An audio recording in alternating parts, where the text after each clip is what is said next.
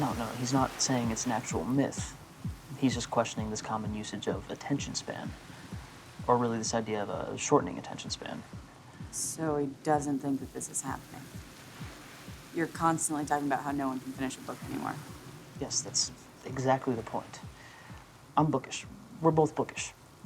So what he's saying is that when we talk about attention, we're biased toward reading.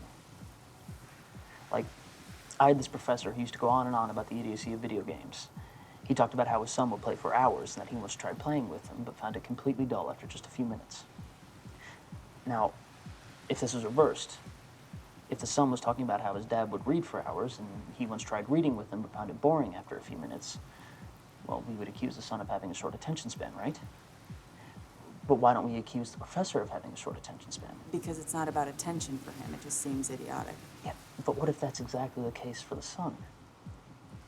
See, what he's saying is that this boy is actually able to give hours of attention to a video game because it's interesting to him. Yeah, but that's because video games are designed for people with short attention spans. Yeah, see, that's what bookish people say. But no, what this guy is saying is it's not a matter of attention, but of interest. The professor doesn't have patience for the video game because he's not interested in that kind of experience. In the same way that the son might not be interested in books. And it's not that he doesn't have the ability to pay attention. Clearly he does.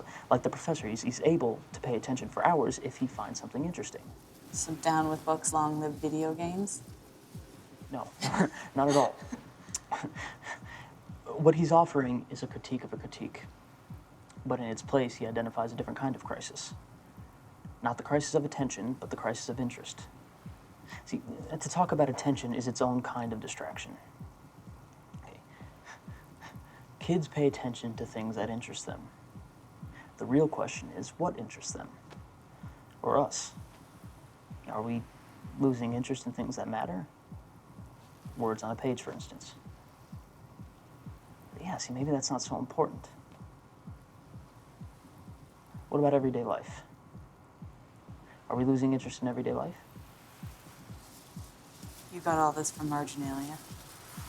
Well, you know, he also filled all the blank pages in the back.